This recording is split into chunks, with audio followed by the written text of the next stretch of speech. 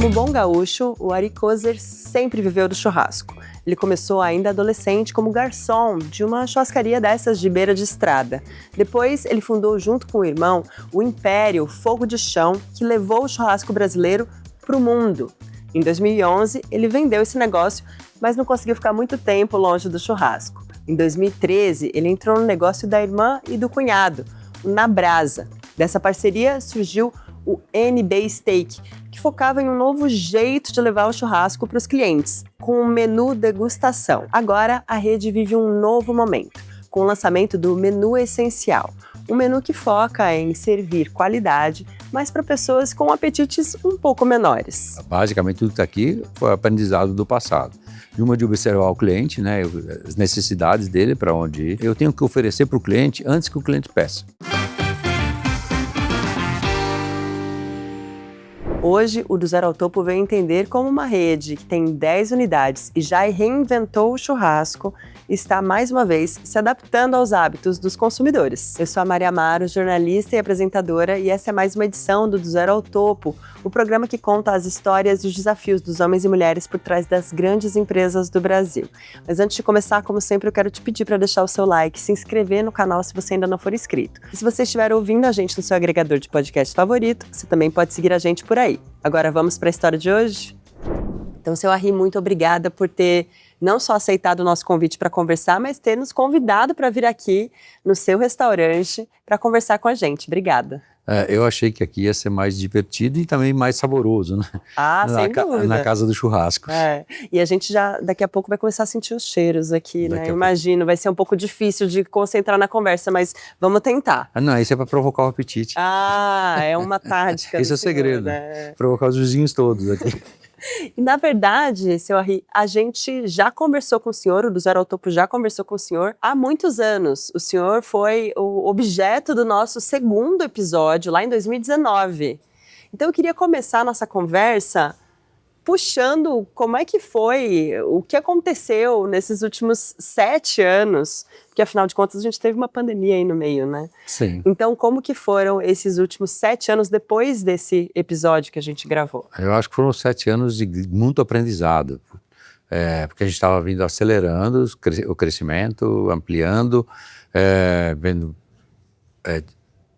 o país num outro posicionamento também.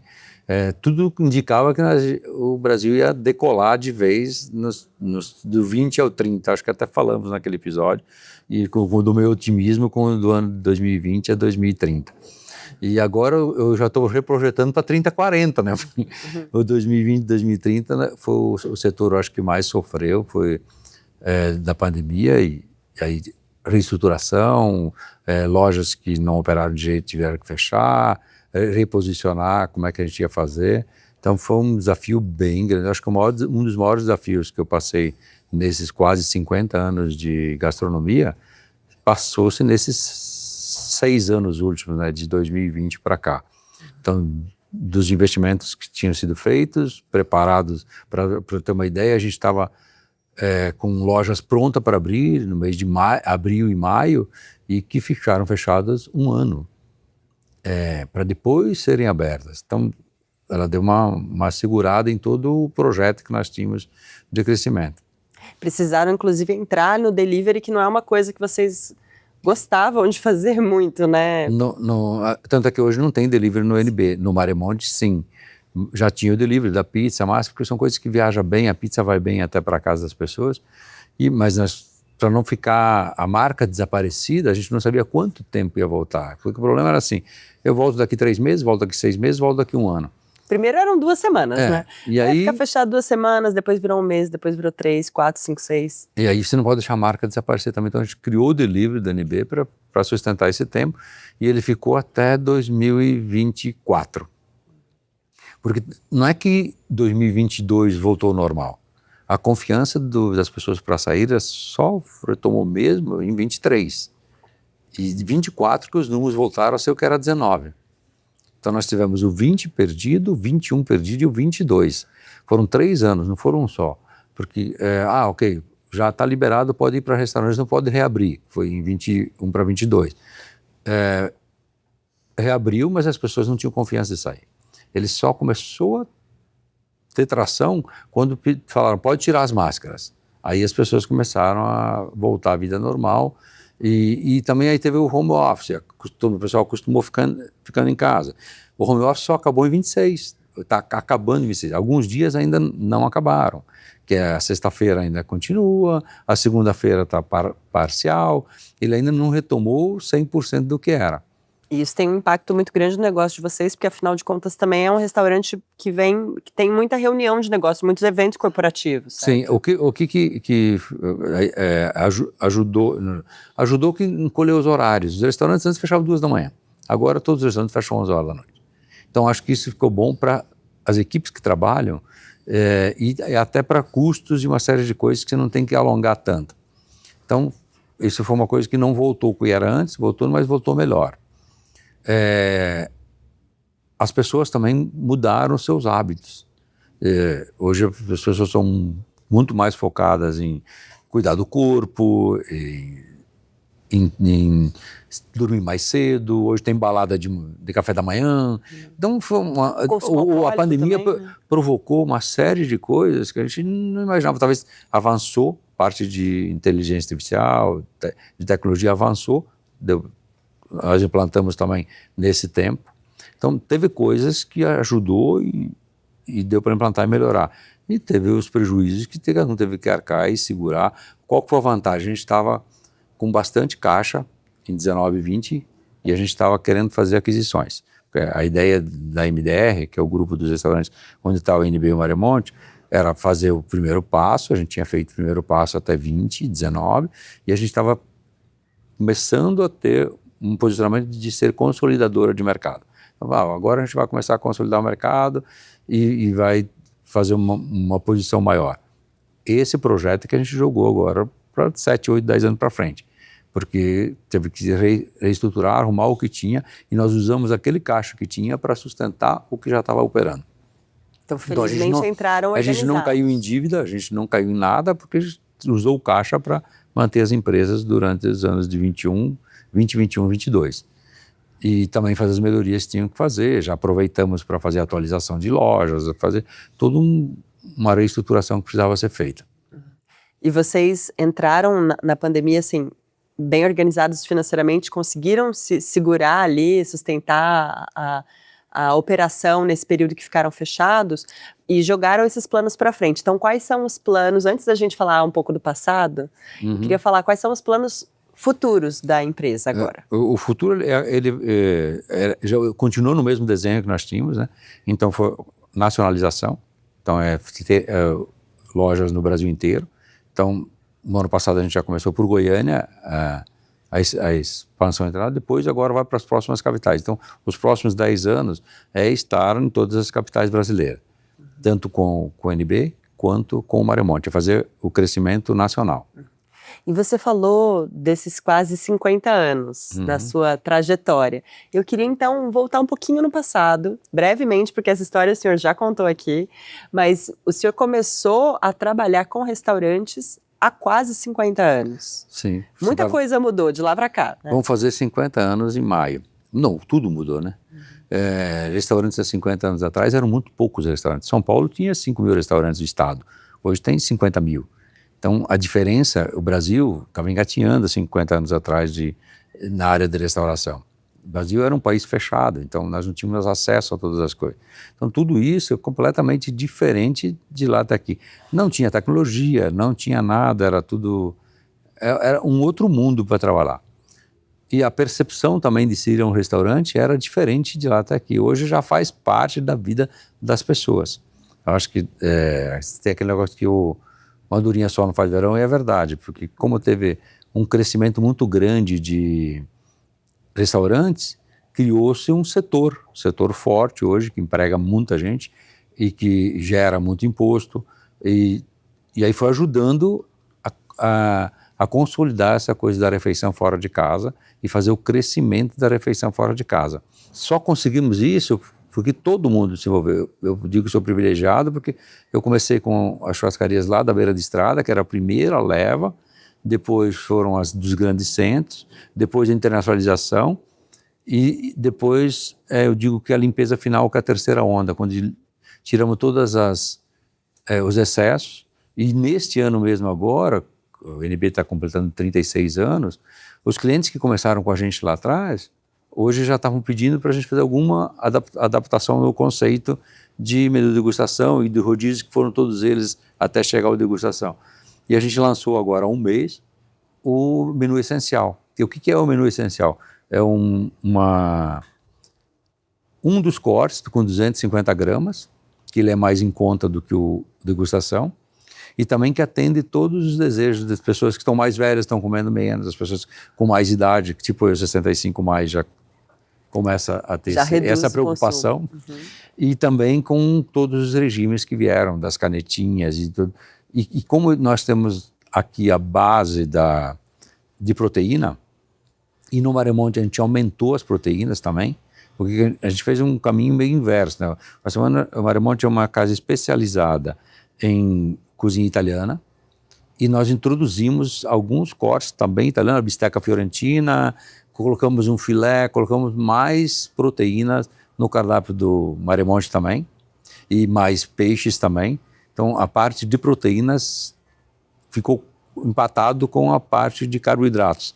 A gente deu uma mexida lá, porque com a mudança da pirâmide alimentar, que passou as proteínas animais serem a base, e com todos os regimes que exige, todo mundo procura mais por proteínas, fibra, essas coisas. Tem proteína. Nós refizemos o cardápio do Maremonte para isso.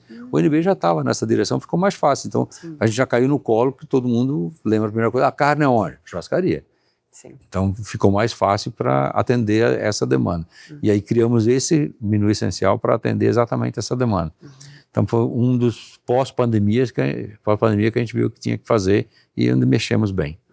E você falou um pouco desses 3 estágios, essas 3 ondas do churrasco, e o senhor viveu essas 3 ondas porque começou ali numa churrascaria de beira de estrada, como o senhor fala, como garçom. Sim. Depois ajudou a criar a Fogo de Chão, que é até hoje uma das redes mais conhecidas internacionalmente por causa do churrasco brasileiro, né? O jeito de servir churrasco. E está agora no NB Steak e no Maremonte também. Quais foram as lições que você trouxe dessas 2 primeiras ondas que você aplica no negócio agora, nessa sua terceira onda também de empreendedorismo? Eu acho que muita coisa. Basicamente tudo que está aqui foi aprendizado do passado. Uma de observar o cliente, né, as necessidades dele, para onde ir e de que maneira. Então, desde lá eu sempre fiquei olhando para que lado eu deveria ir, porque eu tenho que oferecer para o cliente antes que o cliente peça. Nesse caso do menu essencial, já tínhamos pedidos de alguns clientes. Então, nós atendemos a demanda. Mas o ideal é que você surpreenda o cliente e ofereça antes dele estar pedindo. Então, porque você pode dizer que a função nossa da restauração é conduzir o cliente para novos produtos e para novos sistemas, sem que ele perceba, e depois que ele vai ver quanto é importante isso. E nessa trajetória desses anos todos, ficou bem claro para mim ver como dava para fazer esse trabalho. Então, como você conduz o cliente para aquele tipo de produto e na hora certa, e não muito atrasado, e nem muito cedo. Porque se você lançar um produto muito cedo, ele também não vinga. Aí, na parte de gestão, a experiência conta muito do que você já passou. Então, toda a gestão passada, todo o aprendizado, quais os pontos que davam para melhorar em cima daquela gestão. Então, no conceito do NB, o que nós fizemos? Nós tiramos todos os excessos que tinha.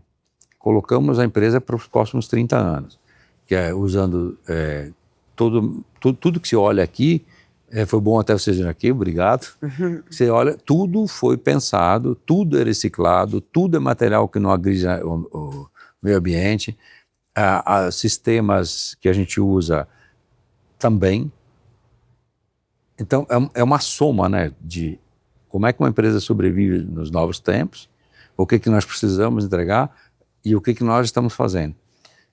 E desenvolver fornecedores 100% do NB aqui, no caso do NB, foram desenvolver fornecedores 100% nacionais, porque como nós somos o maior exportador de carne, maior produtor de carne do mundo, eu achei que nessa aposta tenho que colocar o produto brasileiro em primeiro lugar. E nós conseguimos, e isso tem uma vantagem muito grande, que hoje eu vejo argentinos, vejo pessoas do mundo inteiro que vêm nos restaurantes e ficam surpresos e perguntando de onde vem essa carne. Quando a gente fala, principalmente dos argentinos e uruguaios, eles ficam surpresos com a qualidade da carne brasileira que ela conseguiu atingir nos últimos 30, 40 anos. Então, foi um crescimento muito bom. E a gente virou meio que um showroom de apresentação do produto brasileiro. E desses aprendizados todos que nós falamos, eu acho que onde mais? Gestão, gente, comunicação e estar atento às tendências que acontecem no mundo e a hora de implantar ela. Acho que essas quatro são os pilares aí da nova empreitada. E o senhor falou da carne brasileira, e a carne teve recentemente alguns aumentos consideráveis de preço. De que forma que isso impactou o negócio de vocês? O impacto no nosso negócio não é tão grande. Claro que ele é grande quando sai de 250 para 350, ou de 200 para 350, que foi o caso do boi, ele impacta sim. Mas como a gente trabalha com um produto muito premium, ele sempre foi um produto mais caro do que o produto normal. E aí você tem que fazer um rebalanceamento, lançar novos cortes. O que nós fizemos nesse rebalanceamento? Introduzimos proteínas de suínos, lançamos uma porqueta que é um sucesso. Melhoramos bastante, também lançamos um outro corte de suíno que é o matambrito, é uma parte que a gente tira da costela e também faz sucesso, muito sucesso. E cordeiros, a gente lançou mais um corte, o lombo do cordeiro, que foi um outro corte. Então a gente aumentou o mix de produtos e saiu um pouco do bovino e apresentou outras coisas. Então, uma outra proteína, também colocamos um peixe da Amazônia, colocamos pirarucu, barriga de pirarucu. Então nisso, no cardápio da degustação, nós continuamos com a brasilidade, mas conseguimos equilibrar o custo dentro disso. E também novidade para os clientes. Então a gente fez, sabe do limão à limonada? Uhum. Quando o boi sobe demais, e os frigoríficos já sabem disso, e os produtores de boi já sabem disso, quando você sobe demais a arroba do boi, você perde cliente. E o problema de perder o cliente é ele não voltar mais. Então tem até um X que o cliente aceita pagar, senão ele vai migrar para o suíno, ele vai migrar para o frango, vai migrar para o peixe e não volta. Então é um cuidado que eu acho que os produtores, os grandes frigoríficos têm nisso. Ele tem um limite até onde o público paga.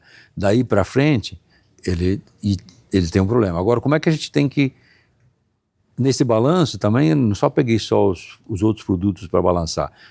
No ano passado, nos 35 anos do NB, a gente resolveu fazer uma aposta maior também, que foi introduzir um corte de wagyu, que é uma carne bem mais cara, uma carne de pouca produção, e a gente lançou, deu tão certo, era só para ser uma experiência de 3 meses, que ele ficou no menu de degustação. Então a gente pega hoje da Argentina, Uruguai e um pouco do Brasil, de wagyu, e ele tem no cardápio, no menu de degustação, wagyu. Não tem no menu essencial, mas tem no degustação. E também foi uma surpresa agradável, né? Que a gente veio de lançar um corte específico, a gente usa o boi inteiro. A minha negociação é quais partes do boi você tem para me fornecer para esse mês. E aí faço uma reserva e já trago para distribuir para as lojas e ter esse produto. Às vezes ele falta porque é um produto bem específico. Ele não é um produto que tem aí no mercado de comprar, né? E eu também não posso explodir o custo do meu CMV colocando todos os cortes. Tem que escolher alguns cortes que eu consigo colocar.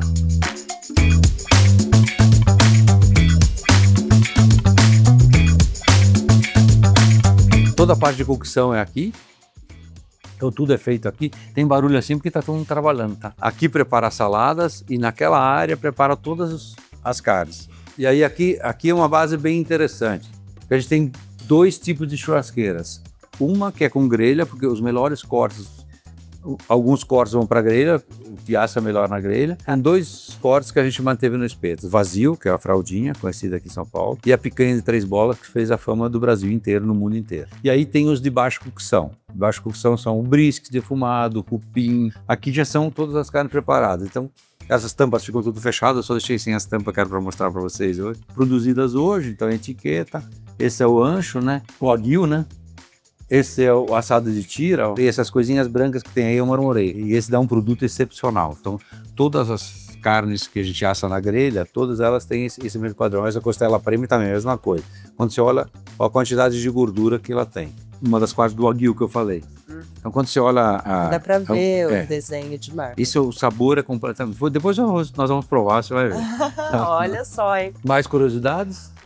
E vocês têm aqui dentro também um jeito diferente de trabalhar, que é verticalizar a produção, né? Tudo que sai daqui é produzido aqui dentro. Sim, a maioria das coisas são produzidas aqui.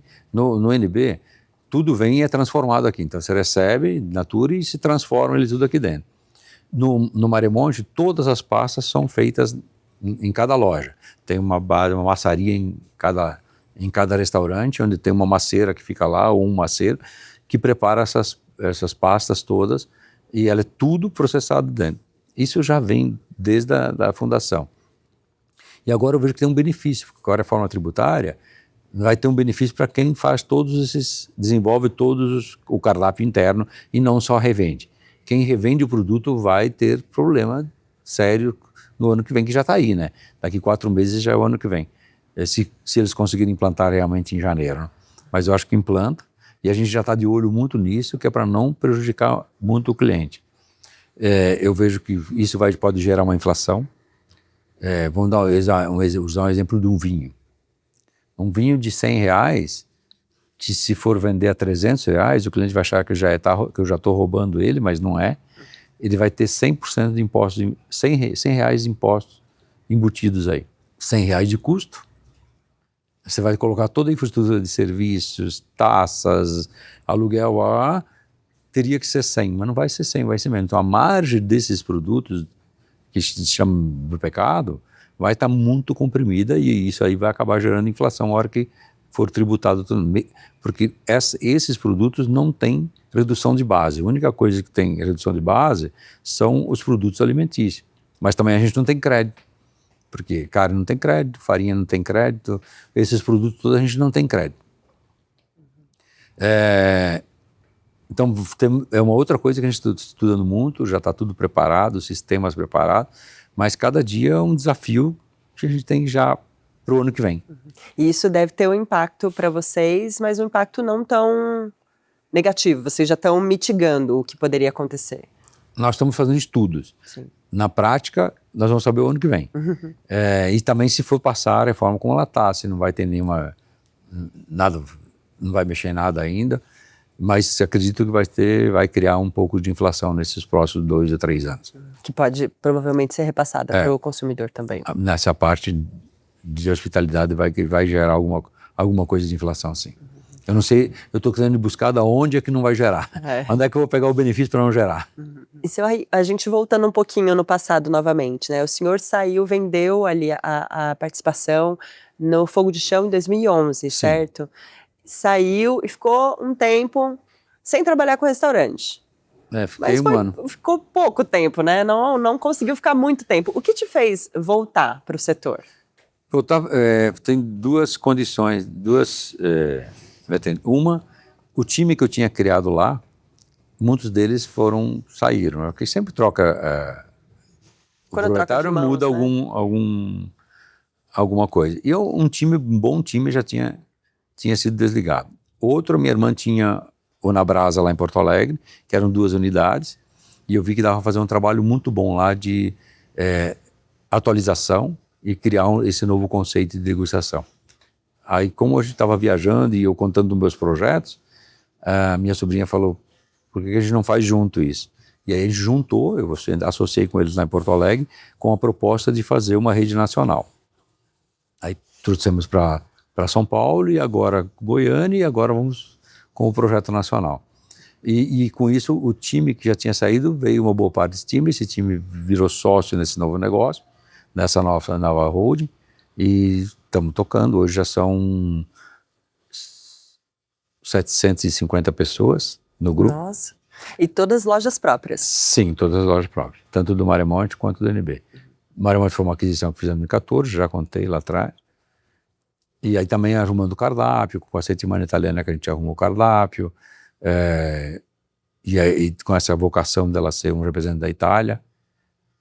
Então, são desafios da gastronomia e do negócio em si que são bem interessantes. Para quem está com o DNA de muitos anos, eu acho que você não consegue ficar fora. E o risco grande de quem vende um negócio é tentar entrar num negócio que ele não conhece. Na minha conclusão é que seria um desperdício. Eu já tinha 35 anos, 36 anos de conhecimento, que eu ia jogar para um outro lado. Claro que ia usar em alguma coisa de gestão e tal, mas ia abandonar o core, o business core que eu tinha. Então, voltamos para o negócio, estamos satisfeitos com o negócio, satisfeitos com o que estamos fazendo, satisfeitos com o time que construímos, que eu acho que ninguém faz nada sem time, né? Eu acho que o que vale tudo nesse negócio é o time. E eu acho que tem um futuro brilhante aí. Tirando os desafios do Brasil sempre, tem um futuro brilhante. O senhor voltou para o setor de carne, então não tem a menor chance do senhor virar vegetariano? Eu acho que não dá, né? Um mal positivo aqui é comer muita carne, não tem jeito. E o senhor come nos seus restaurantes todos os dias? 5 ou 6 dias por semana eu almoço em restaurante. Então lá em casa quase nunca tem almoço. E aí, porque eu estou no escritório, mas eu tenho que almoçar em algum lugar, então já vou um dos meus para fiscalizar.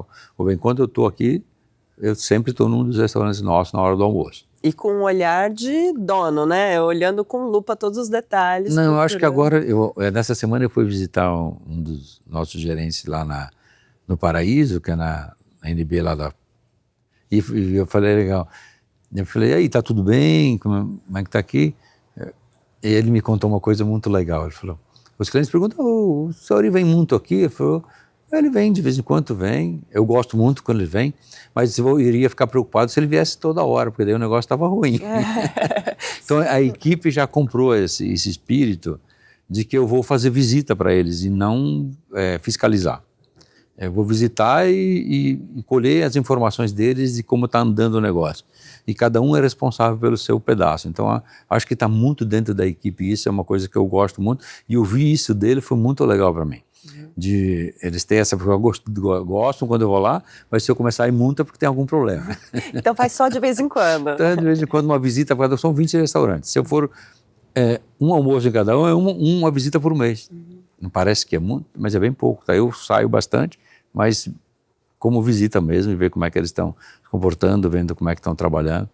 Eu acho que é importante estar junto com o time e perceber o que eles estão fazendo. E nessa expansão que o senhor falou que quer estar em todas as capitais brasileiras, o senhor imagina também uma expansão internacional ou, por enquanto, o plano é Brasil? Nós não descartamos. A segunda geração já está chegando. Minha sobrinha tem 30 e poucos anos, minha filha tem 21, meu filho tem 18. Todo mundo já está entrando no negócio? Todo mundo está acompanhando. Ora, eu acho que essa segunda leva, o Brasil talvez fique pequeno lá quando chegar a vez deles, né? Então, talvez eles estão sendo preparados para qualquer lugar do mundo. Então, talvez tenha uma nova leva aí. Não descarto, não. E como que o senhor avalia essa entrada da nova geração? Já está começando a preparar uma sucessão? Já enxerga um movimento de mudança do seu papel executivo dentro da empresa? Eu já saí bastante do papel executivo, já estou como presidente do conselho, já está tudo profissionalizado. A segunda geração está sendo treinada e aprendendo. Isso, os meus, desde 7, 8 anos, 10 anos, a gente ia para as lojas, dava um briefing para eles. Vocês têm que achar 3 ou 4 erros que está acontecendo aqui. Qualquer coisa, se o banheiro não está ok, se a limpeza não está boa, se o produto não está certo, se o ponto não veio certo. Quando você sair, você tem que me falar o que... Isso desde que eles eram crianças. Então isso foi intrínseco que eles foram fazendo, isso dar essa razão. Na parte de gestão, eles acompanham todos os balanços trimestrais desde que têm 12 anos de idade. Então, eu já trouxe eles para dentro para eles acompanhar. Agora vai ser da aptidão, eu quero cuidar da parte imobiliária, eu quero cuidar da parte financeira, eu quero cuidar da parte de hospitalidade.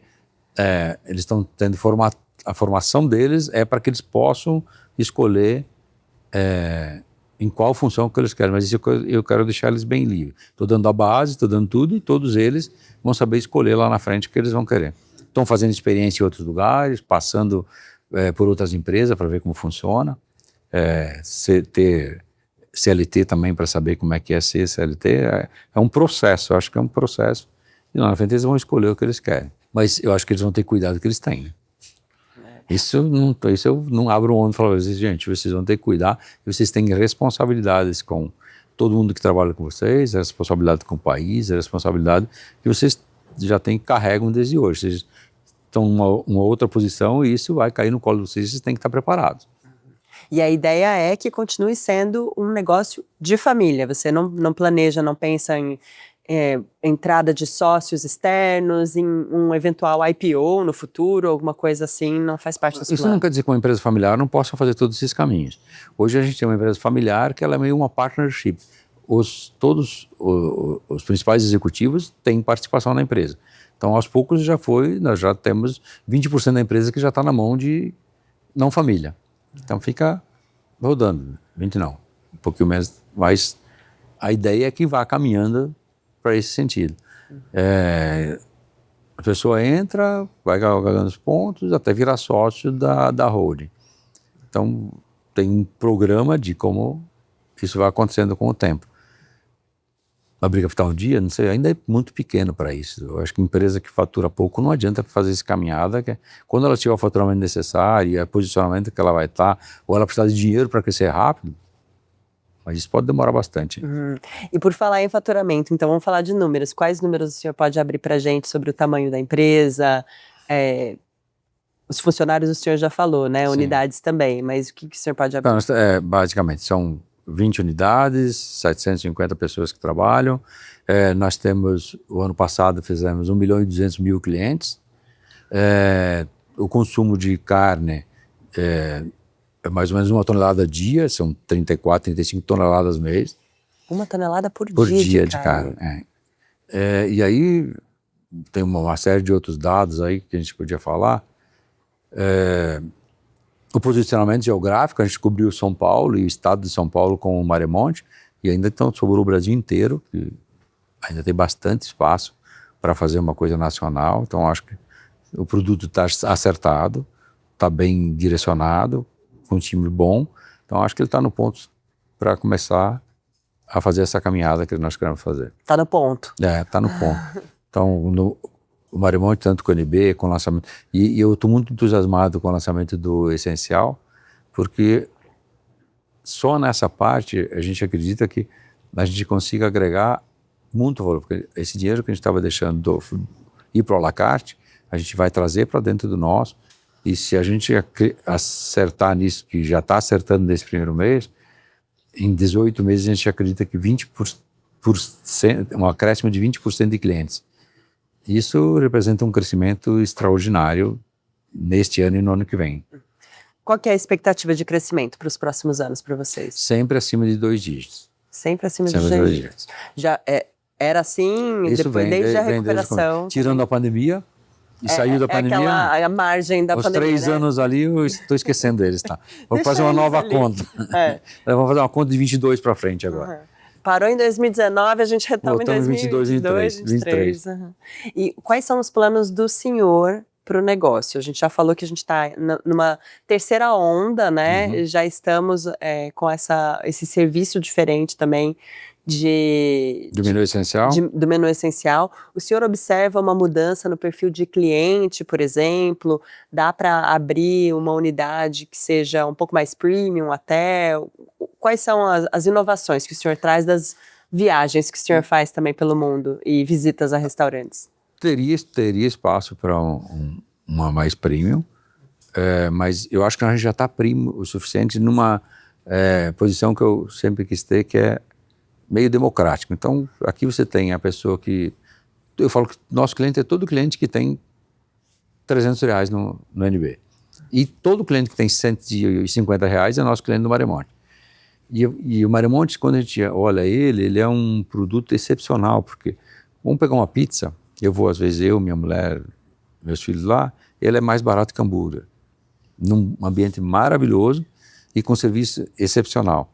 Porque você pede uma pizza, você vai dividir para 4 pessoas, lá em casa se come pouco, e você vê o custo é menor que um hambúrguer.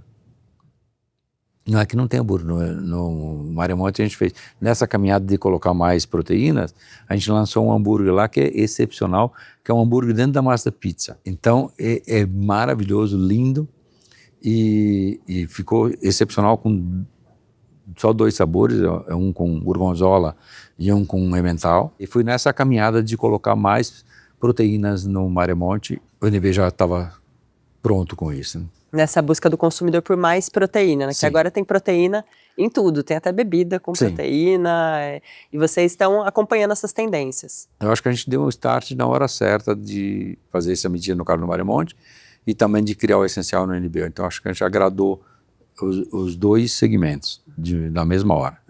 E o senhor, com seus quase 50 anos de experiência em restaurantes, como que o senhor observa, a gente já falou um pouco disso, mas como que o senhor observa o setor de restaurantes no Brasil hoje? Está num momento mais maduro?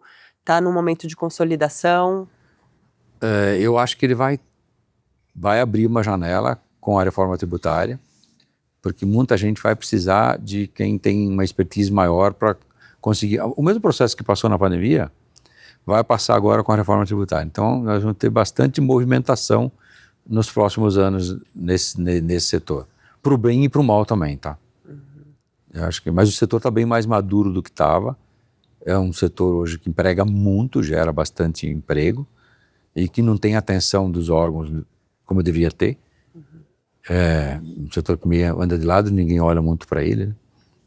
Não tem representações nas autarquias, nos governos, então fica meio de lado, é bem pouco, né? Tem 1 ou 2 coisas. Mas é um dos setores que mais emprega no Brasil. É um dos que mais emprega. Depois a construção civil e o nosso, tá? Entre hotéis e restaurantes, o turismo. Então, o crescimento do turismo também é mundial. Pós-pandemia parece que aí deu uma enxurrada. O Brasil ainda é pequeno com turismo internacional, pouca gente vem para cá, 4, 5 milhões, 6 milhões, eu acho que nesse ano está previsto, talvez um pouquinho mais de 6, mas São Paulo tem um privilégio que ele recebe 45 milhões de pessoas de turismo nacional. É muita gente que vem para São Paulo todo ano, então São Paulo tem um benefício com isso. O Rio Grande do Sul também, e com a Serra Gaúcha, essas coisas, ela tem um fluxo de turismo bem grande para lá, então, de turismo nacional. O que falta para nós é o turismo internacional, que aí sustenta e o ticket médio sobe da hotelaria, do restaurante, tudo quando o turismo internacional chega, né? Tivemos o privilégio esse ano de ter pela primeira vez na América Latina 2, 3 estrelas Michelin, então já também é bom para a gastronomia, e o bom é que os 2 são menu degustação, os 2 estrelas e 3 estrelas são menu degustação. Que foi um pouco de onde você tirou a inspiração. Essa coisa toda. Então, tirei daí das viagens internacionais. Então, eu acho que está um momento bom para o Brasil, na área de gastronomia, como nunca teve, né? E aí eu também viajei na semana passada para Manaus e fiquei impressionado com a qualidade do serviço dos restaurantes e dos hotéis lá. Porque para Goiás também foi impressionante como melhorou e como o serviço tem um foco de serviço, de conhecimento na área de gastronomia. Então acho que o Brasil inteiro está caminhando. As outras cidades eu tenho ido menos, então não posso falar. Mas essa que eu fui neste último mês, eu fui com a lupa olhando isso, eu fiquei impressionado de como está melhorando essa parte no Brasil. E nesses quase 50 anos também de trajetória, senhor Henri, qual foi o momento mais difícil que o senhor viveu? Ou qual foi o maior erro que o senhor cometeu no negócio? Erro comete todo dia, né? A sorte que são mais acertos do que erros. Eu acho que teve momentos mais tensos. Foi o plano Collor lá atrás, que levou dinheiro de todo mundo. Depois teve a pandemia. Acho que são os 2. Os outros, 2008, disso, né? Crises financeiras, pacotes, problemas, teve bastante. Mas acho que esses 2 foram que realmente chacoalharam e nós tivemos que repensar todo o negócio e repensar como é que sobrevivia, como é que vai sobreviver o negócio pós isso. Eu acho que são essas duas etapas. Quando nos Estados Unidos foi no 11 de setembro, também mas foi curto, né? Foi rapidinho. Então, foi uma crise ali mais... uma crise meio rápida, né? Então, foi tão... Todas as crises financeiras, elas são mais rápidas do que essas outras duas. A correção da inflação dos anos 90, ela foi dramática. O plano machucou bastante. E a pandemia machucou bastante. Então, eu acho que nesses 50 anos eu vejo as outras crises de 82, 97, plano econômicos de 86, todos esses planos, eles duravam um tempinho e você recuperava e ia embora. Então tinha uma saída e você via que tinha um horizonte na frente. Esses outros dois foram mais pesados para a área de gastronomia. E o senhor conseguiu passar por todos eles? Eu aprendi com todos eles. Eu estou aprendendo cada vez mais. Né? Seu Harry, a gente está chegando no final da nossa conversa e nesse momento eu gosto sempre de fazer algumas perguntas que são um pouco repetidas para os convidados. Vamos lá. A primeira pergunta é: o que o senhor faz quando não está trabalhando? Estudo, me divirto e fico com a família. Não vai em restaurantes? Às vezes eu não quero ir, mas aí a família quer. Então o restaurante faz parte, né, e é aprendizado. Então, as viagens sempre têm a busca do conhecimento. Então, visitar restaurantes está no roteiro da viagem também. Então já faz parte do dia a dia. Não tem... E para quem que o senhor liga quando não sabe o que fazer? Tem uns 4 conselheiros que eu ligo, mas a primeira pessoa é minha mulher. Sempre ela. Ela está junto, nós estamos há 33 anos. Ela faz a controladoria de alguns negócios nossos. E a primeira consulta com ela, depois é com os outros. Se o senhor pudesse voltar no passado e dar um conselho para o senhor mesmo, mais jovem, qual conselho seria? Eu acho que podia ter dedicado mais tempo ao aprendizado. Quanto mais tempo se dedica ao aprendizado, melhor você está preparado para o futuro e para o que você está fazendo. Tem até no meio da pandemia, uma série de amigos que criaram um grupo e eu acabei fazendo um MBA no meio da pandemia, porque eu acho que enquanto não tinha para onde ir, primeiro eu falei, vou entrar nesse MBA para saber o que o pessoal está fazendo. Era um grupo de 20 presidentes de empresa e 2 donos de empresa. Falei, eu tenho que entender o que vai acontecer nesse negócio. E foi um grande aprendizado, que eu acho que eu podia ter feito isso não só mas uns 3 ou 4, um em cada país, porque enriquece muito e te ajuda muito a tomar decisões. Então, acho que essa parte, todo mundo que tem que redesenha um tempo para se reciclar e aprender. Então, acho que um MBA em algum lugar, alguma coisa que te leve para um caminho melhor, é muito importante. Isso eu faria mais do que eu fiz. Ter estudado um pouco mais. E se o senhor fosse que eu parei de ler, eu leio absurdamente tudo. A gente já vai chegar nisso. Mas se o senhor pudesse, então, fosse começar mais um negócio hoje, o senhor estudaria mais antes de começar? Estudaria mais esse negócio. Foco bastante nesse negócio para depois dar o passo. E se o senhor pudesse dar um conselho para quem está começando um negócio agora, está abrindo um restaurante, está pensando em abrir um restaurante, qual conselho que o senhor daria? Restaurante é 90% transpiração, 10% de sonho e alegria depois, né? Então tem que pensar que vai transpirar muito, vai ter muitas horas de dedicação, como qualquer negócio, né? Não é um negócio que você vai conseguir, mas eu acho que aqui uma coisa, como você tem 7 dias por semana, normalmente de 6 a 7 dias por semana, você é quase 24 horas por dia. Eu acho que só é maior a hotelaria, que é 24 horas por dia, mas você precisa de dedicação quase que full time. O senhor falou numa palavra, eu vou fazer um parêntese aqui, na verdade, para perguntar uma outra coisa, porque o fato de estar 7 dias por semana, existe agora uma conversa também no Congresso para reduzir a jornada de trabalho para 5 dias por semana. De que forma que isso impacta o negócio? Inflação também. Inflação, porque isso vai ser repassado. Nós temos um cálculo que, na hora que acontecer isso, nós vamos aumentar o nosso quadro em 18% de pessoas, mas o custo vai aumentar 22%. Então isso vai ser repassado em algum lugar, não tem segredo, quem vai acabar pagando isso é a população. Tem que ver se o mercado e se a população está preparada para isso, mas vai impactar nos preços do futuro. Porque não tem como você manter os salários nos seus mesmos, só reduzir o horário isso vai estar dentro disso. Mas eu acho que como qualidade de vida, vale, e os clientes vão ter que pagar o preço por isso. Como para o meu time e para as pessoas que estão, eu aprovo, tem que ser. Eu brinco muito que até podia ser 4x3. 3 de trabalho, 4 de descanso. Porque a pessoa que quer vencer, como eu venci um monte de coisa, ele vai trabalhar em 2 empregos. Isso eu vi muito isso na América e muita gente trabalhava em 2 empregos. Quem queria vencer é assim. E descansa um dia. Quem quiser descansar 4 dias e viver daquilo, também tem a opção. Então, acho que o que vai criar vai ser flexibilidade de horários. Hoje a gente tem tipo banco de hora. Eu acho que vai ter mais, não só 5x2, mas vão ter acordo com o sindicato, flexibilizando mais ainda as pessoas. Aí fica com uma opção. Quantos dias você quer trabalhar? O cara trabalha X, ok, sabe que vai ganhar aquilo.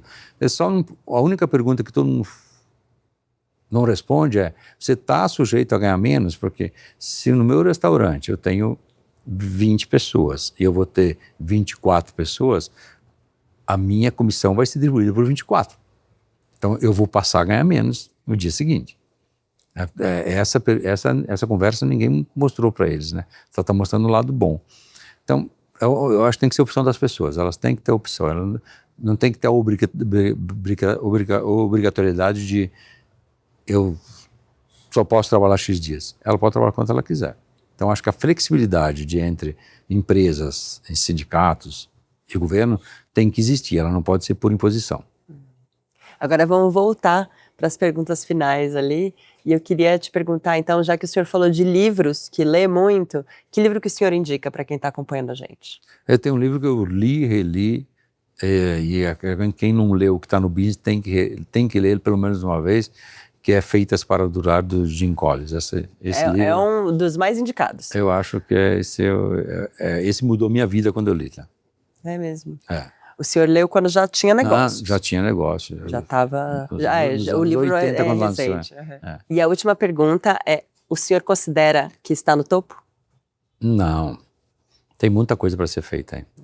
Acho que muita coisa. Você nunca chega lá. Você está sempre a caminho de buscar alguma coisa melhor e fazer alguma coisa melhor. Então, eu acho que esse negócio de chegou no topo começou a cair, né? Então, porque eu cheguei. Já não tem mais sentido. O ser humano precisa ter alguma coisa que ele precisa buscar. Ou é um legado que ele quer deixar, ou é algo melhor para a sociedade, ou é algo melhor para a família. Ele tem que estar motivado para isso e continuar fazendo. E principalmente quem deu certo, nós demos certo no que fizemos, nós temos a obrigação de continuar fazendo e dando caminho para quem está começando. Só uma pergunta. Arri, de onde veio esse nome, que é um nome diferente? Isso aí foi um erro. Meu pai, quando eu nasci, foi no cartório para registrar e chegou lá meio austríaco, italiano, falando aquele puxado, carregado, Ari, a moça do cartório, com um R ou 2? Não, com 2 R, pode ser. E ficou. Ficou. Senhor Arri, muito obrigada pela conversa, foi um prazer conversar com o senhor. Obrigado a vocês, um prazer recebê-los aqui, junto com o churrasco. Na próxima vai ser pizza. Tá combinado. Obrigado. Obrigado a você.